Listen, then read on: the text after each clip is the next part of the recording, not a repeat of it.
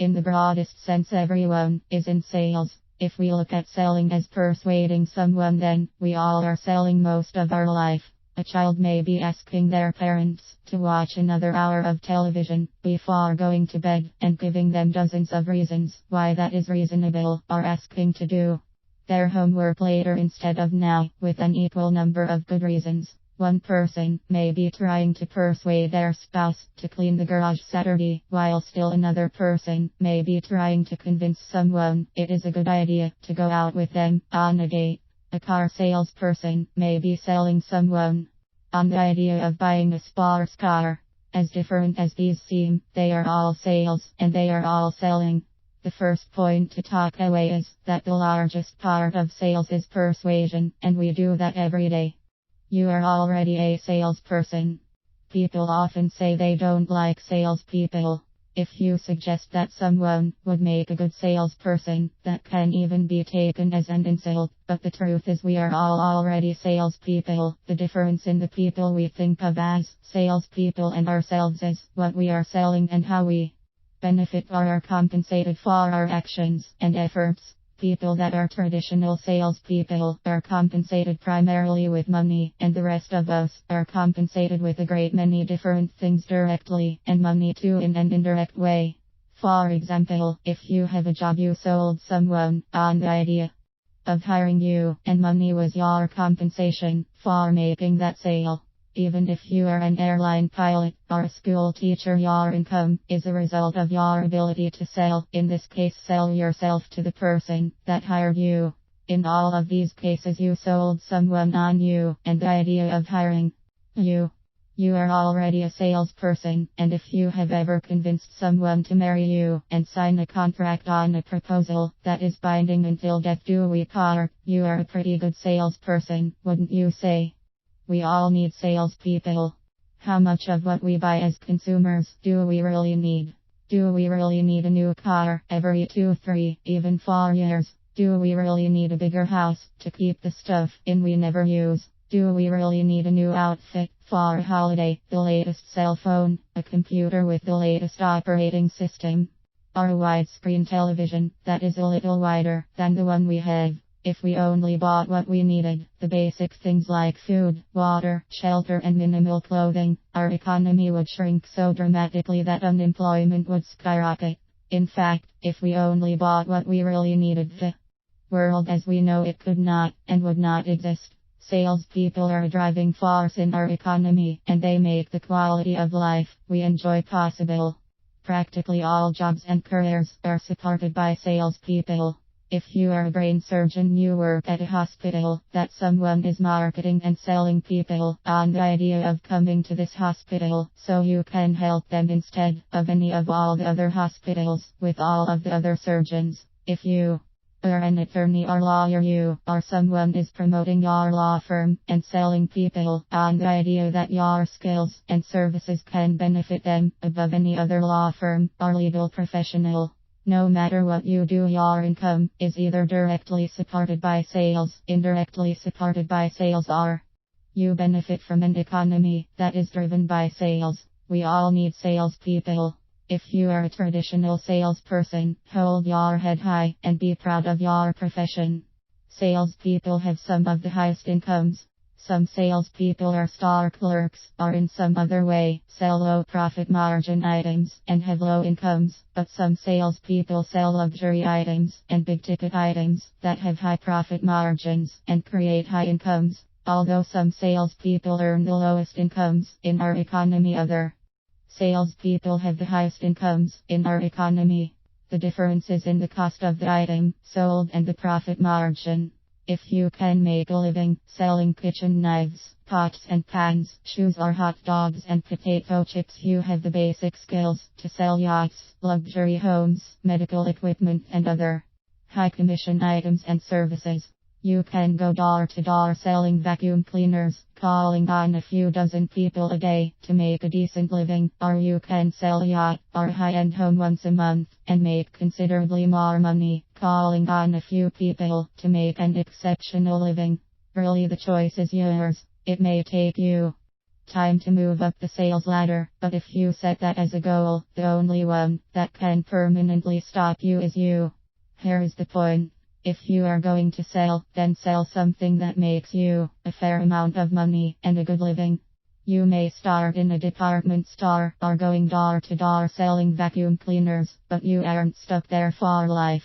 As you hone your sales skills, work on selling yourself up into higher sales positions and make more money. Basic selling methods and techniques. When I was calling on clients and prospects throughout the day to make my living, I started the day by buying something. Gasoline for the car, or maybe a bottle of water, or a roll of bread mints. Before I would go into the store, I would say this to myself. I like me. I like what I do. I like this person. Yes, I would say I like this person before I ever met them. I wasn't going to leave liking this person to chance. I had set a goal of liking this person. I was establishing the foundation of this relationship before I met them. This was a low-risk encounter with a person, and I wanted to have success and start my day out right before I called on my sales clients and prospects. My first sales goals of the day were to sell me on what I do, and me on this person. Sales are largely an inside job. The prospect will pick up quickly on what you have going on inside of you. As a bonus, I would set the goal of getting this person I spoke to first thing in the morning to smile or otherwise interact with me in a positive way. After a little practice, I almost never lost. As I called on each client or prospect, I would repeat the exercise before I entered the next building or office. I like me, I like what I do, and I like this person. I really like this person. This person I was about to meet could write me a check to pay my house payment. This person could write me a check that would put food on my table and clothes on my children. This person could write me a check to pay for taking my wife out to dinner and a movie this week. I really like this person. If you are making your living from direct sales, you had better like that person too. When we like people, they pick up on that. It helps them like us, and that is important, because people do business with people they know, like and trust. Like any relationship, the sales relationship is based on knowing that person, liking that person, and trusting that person. Do you go out with people you don't know, like or trust? Do you willingly spend time with people you don't know, like or trust? Of course not. Other people don't either, and they don't buy from people they don't know, like and trust. If they have another choice, give them that choice. Little sales. Big sales are made up of little sales. When I teach sales training, I explain it this way. In sales, you seldom find an elevator to the top. You usually have to take the stairs one step at a time. If I come along as a prospect, and the first thing out of your mouth is buy this car, buy this furniture, buy this house, or buy whatever, then how do you think I will feel about you and what you are selling? You are trying to take the elevator non-stop to your goal and bypass dealing with me as a person. People won't like that. People like to be treated like people and not like checkbooks and credit cards with legs. Let's back up a little here and take the stairs. The elevator is out. The first sale you should make is you on you. You need to be confident in your ability, and if you aren't, then your uncertainty will create uncertainty in your client. The next thing you need to sell is to sell yourself on your product. I know some salespeople make a living selling junk, but look at their lives over a period of time. Selling something you don't believe in creates an internal conflict, and that will come out in your life in time. Most people can't effectively sell something they don't believe in, and some people can't sell a product they don't believe in at all. If you can't believe in your product, find one you can believe in. Don't waste your time and effort with something that you can't solidly get behind. The next sale in the stair-step process is selling you on your prospect. We have already talked about that in our morning exercise. I like me, I like what I do, and I like this person. Now we sell the prospect on us. You sell them on you. Well, how do you do that? If you want to build a relationship With someone, you shouldn't try to be the most interesting person in the room. You should work to be the most interested person in the room. People like to be heard. Ask some good questions and listen. Feedback a little of what they are saying so they know you really hear them.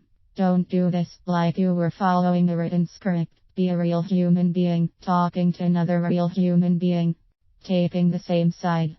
A very powerful technique I teach in sales is also a very respectful and moral technique. I call it going over to the prospect's side. It starts with the golden rule: treat others like you want to be treated. The golden rule is the basic rule in creating a sales career. If you want to make a career in this, you can't be meeting new people all of the time and spending the time and effort to get to know them and build a relationship before you sell them something. For this to be a career, you will need some repeat sales from people you have already helped to know, like, and trust you.